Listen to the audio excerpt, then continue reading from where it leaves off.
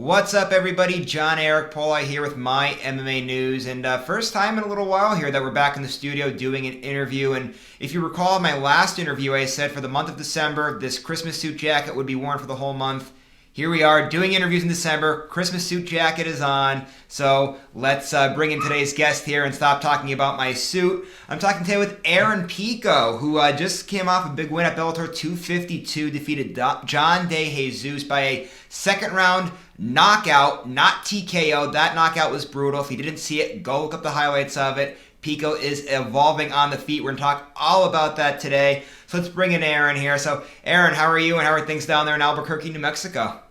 Everything's good, John. Thank you for having me on. Everything has been good. After the fight, it was good. It was a good fight for my team and I, and now just relaxing. I've been in the gym, just not going crazy hard, but just keeping the body sharp and working on some things that my coach and I have been wanting to work on. But we've been in camp for 8 to 10 weeks, so finally it's nice that we get to work on those things that we want to do. So everything is good. Everything is good. That's good, man. And I got to ask, too, I know I opened this up talking about Christmas. We see the Christmas suit jacket. In the background, I see that there's a little Christmas design back there behind you. Y'all ready for the holidays? I know it's coming up in a couple weeks here. Your Christmas shopping all done? Yeah, well, my girlfriend and I are getting there. She's decorating the house. We got a Christmas tree, and yeah, it's fun. It's a good time. That's my favorite. It's Christmas time. And I get to go back home and see the family. But yeah, I'm very, very excited. I love your suit, and it's good to be to decorate and things like that. I always enjoy it. Yeah, so your decoration probably coming back. I know you're saying you're just getting set up now. You were busy. That's why you had a big fight camp going through. You had a fight to get to, so a lot was going on there in the world of Aaron Pico. So let's talk about that fight then. We won't keep the audience waiting here. We'll get right into it here. Like I said in the beginning, you won by a second round knockout. So let's start breaking the fight down. We'll start with that opening round. Kind of just tell everybody about that opening round and just kind of take us through it through your eyes. Yeah, it was good. It was a good first round for me. John De Jesus is a very tough opponent. I took him down and was landing some heavy ground and pound. I cut him up in the first 30 seconds. But I was just I got the takedown pretty easy and just controlled him, softened him up a little bit. And but I have to give him a lot of credit. He was taking the shots. He was talking to me while he was on the ground, saying I'm going to get tired and all this stuff. But I stayed calm. I stayed in my process and ultimately and destroyed him the first round. I really did. Landed some good shots and like I said, softened him up for the second round and he was out by round number 2. And now let's talk about that second round then now. Kind of take us through that and about that finishing sequence there where you ultimately put him out cold on the feet.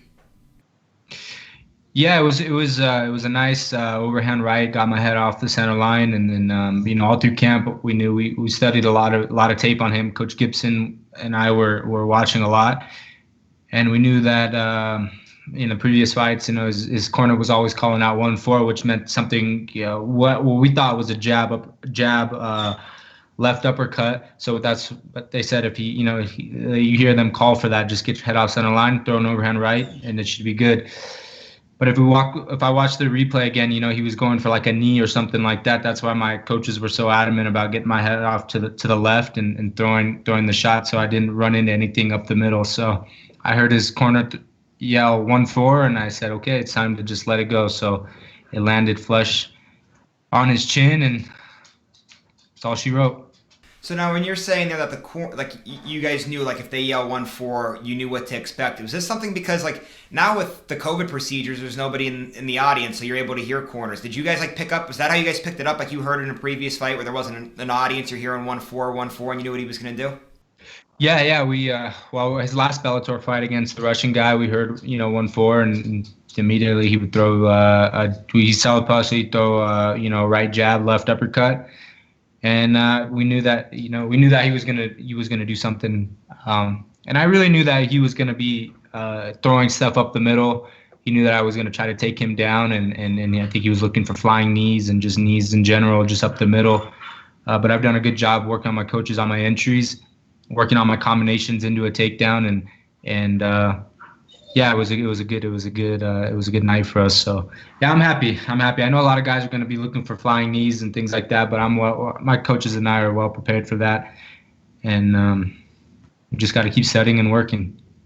So now, like when we see a big knockout like this from you, it's kind of like a big eye opener for a lot of people now when they see it because we know about your wrestling background and it's been talked about a million times. The last time I interviewed you, me and you talked about it. So now when you see a knockout like this, it makes you automatically raise the question: just how much have you evolved on your feet, and is this a new like a new weapon in your arsenal?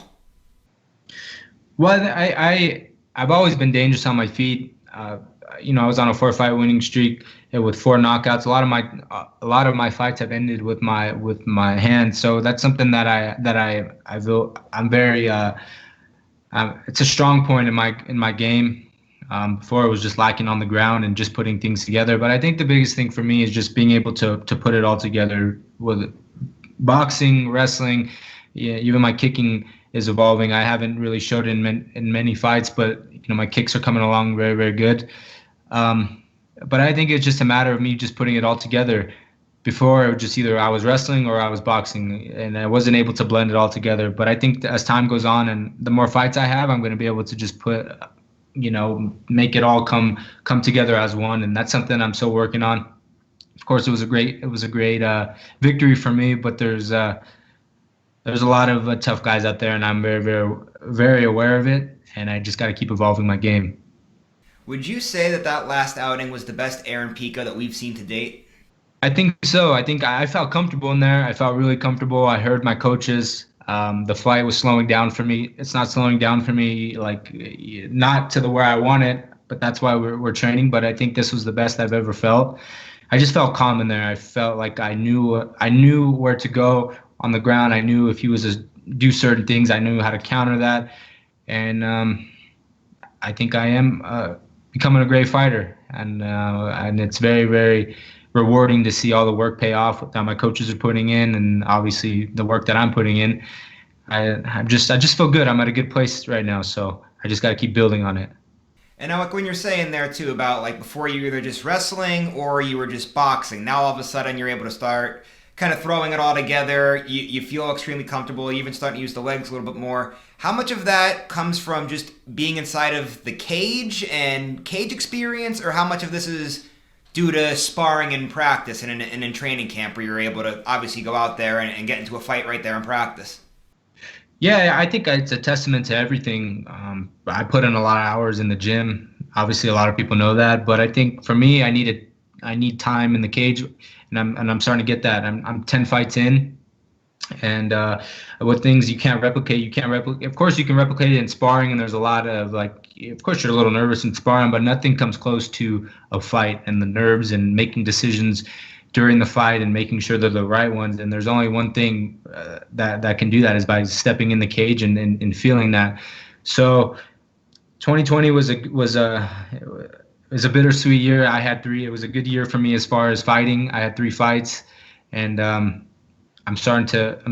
I'm getting the time in the cage, and that's ultimately what I need, and what every fighter needs to be able to slow down the fight. That's something that I want to do. Get to the point where I can slow everything down, and I can hear my corner and make the right decisions. And I think we're starting to get there, but we're still a few fights away. I don't think a fighter ever gets to the point where everything is perfect. That's why fighting is so unique. But we're well on our way to feeling really good in the cage for sure.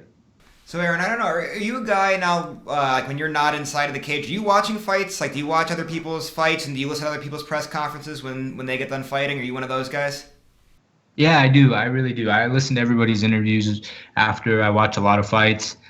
That seems like I'm watching fights every single day. I definitely watch guys' interviews. I like to hear what they're saying before the fight and where their mind's at. So yeah, for sure. At first I never used to watch guys' interviews or anything like that, but Coach Gibson has really said no. We need to start watching guys' interviews before the fight to see where their head's at. And of course, obviously, I watch them fight, but yeah, I do. I study a lot. So Well, the reason why I'm asking that, I believe it was the week or maybe 2 weeks after your fight, AJ McKee picked up a big win in the Bellator Grand Prix, and he actually brought up just how great you looked, and he was saying how he thinks that there's going to be a time and place where you guys are going to be the future and meeting inside of the Bellator cage one day. So I just want to get your thoughts on what AJ had to say there. No, I think AJ looked great his last fight. I think him and I are very, very good friends. We've known each other since we were babies. So it's just really cool to see us evolving as fighters. And of course, he's right. I believe we're going to be the future and we're going to be champions one day. I'm super, super excited for him to win this tournament. I really think he's going to put on a great performance. I think Pitbull is going to beat Manuel Sanchez, and I think Pitbull versus AJ is going to happen. And I'm very excited. I think he's the guy to dethrone the champion in Bellator for sure. So I'm rooting for him. So now that you guys are such good friends, are you guys okay with maybe possibly? I know this is obviously far down the road. We're not looking too far ahead of ourselves, but like if that ever comes to be in fruition one day, where you guys would have to meet, are you guys comfortable given your friendship to have to compete against one another? No, I don't think we're going to fight in Bellator cage. I don't see that. I don't see us fighting for a very, very long time. I don't see that happening. If we're going to, if anything that we were going to fight, we'd be fighting for life-changing money for sure. To fight for a couple $100,000 isn't going to do it. But now if we're offered some life-changing money, for sure. I mean, we can sit down at the table and say, hey, our families are going to be taken care of. We got to go on there and fight for 25 minutes. Hey, man, we'd be stupid not to do it. But and then after we have a lot of millions of dollars in the bank, we can have a nice barbecue and talk about the fight and things like that. But as far as fighting anytime soon, John, I don't think it's not going to happen. It's not going to happen. A lot of people try to pull it out of me. Oh, are you guys going to fight? The answer is no. But if you're talking crazy millions of dollars, for sure, you'd be dumb not to. So, yeah, it's not happening anytime soon or anything like that. I'm going to be at 145 for a very, very long time. It's a weight that I don't struggle to make, and I believe he's going to be up at 155. So that is that. So to answer your question, we're not fighting anytime soon. So. Well, I was actually just going to follow up now, too. I was going to say I didn't think that would be happening anytime soon, mainly because the last time we spoke, you were talking about mapping out your revenge tour. You said you wanted to avenge all of your losses, that you're in a much better place, that you know so much more now than you did back then. So is that what's next for you ultimately? Is that now you want to start going out there and start, avenging all of these losses that you had earlier on in your career? Of course, I really want to fight the guys that I've lost to. That's something that I'm very, very adamant about doing. I want to fight Henry Corrales. I want to fight Adam Borks again.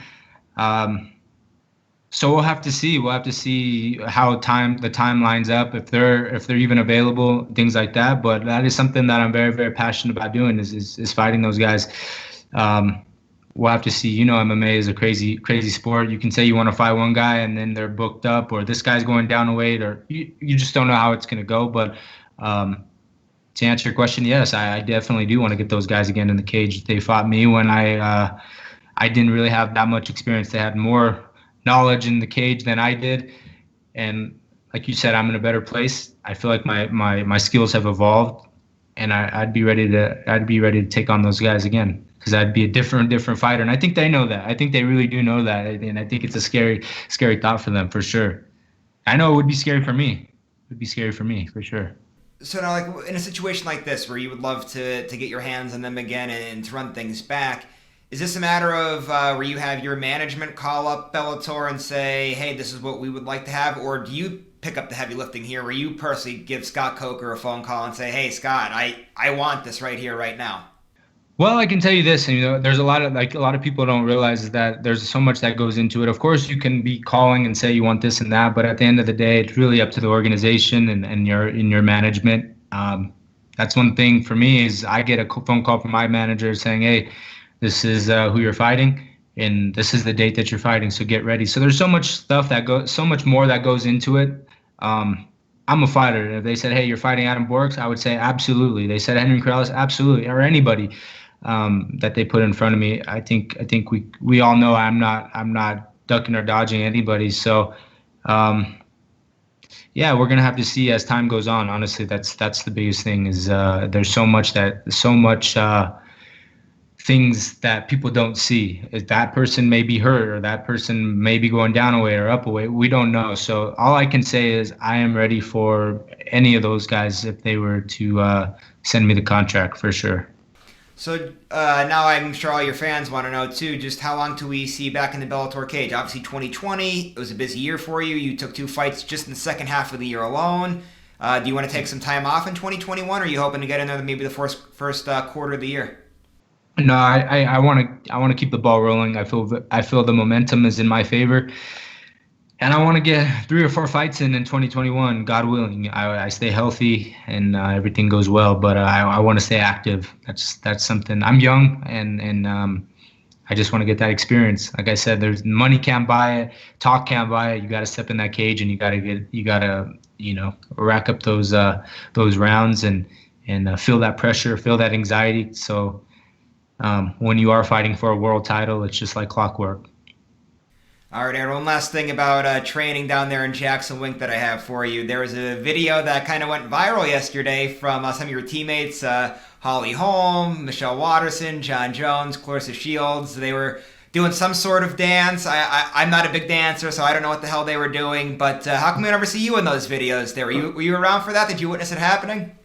I don't know if I'd be able to do that for sure, but I do dance for sure.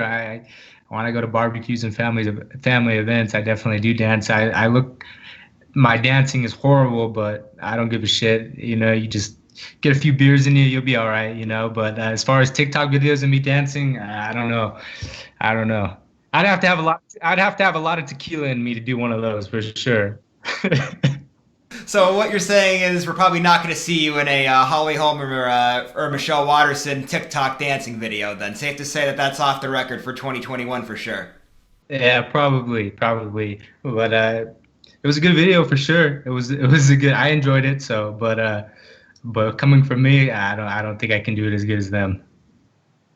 Well, that makes two of us for sure. All right, Aaron, this was a lot of fun. As always, it's great talking to you. Before you head out, though, I always want to give you the opportunity to plug your social media, management, sponsors, anything like that. Now my social media is Aaron Pico USA on Instagram and Twitter, and I just want to say thank you to everybody, all my fans, and all the people that support me through the ups and downs. Thank you guys, and let's keep the momentum going and make 2021 a great year for us. Thank you. There you have it. That was Aaron Pico. Always a great interview. Always great catching up with Aaron, too. One of the realest fighters. You can just tell that he's always extremely honest where he's at in his life. And we're looking forward to see what he does in 2021. Should be a big year for Aaron Pico. And hopefully 2021 will be a good year for all of you guys as well. And as always, before I roll out, I just want to tell everybody again, keep going to My MMA News, checking out all the great content, and subscribe to this YouTube channel because you can see all of the great interviews that I'm putting out for My MMA News. We'll see you later, everybody.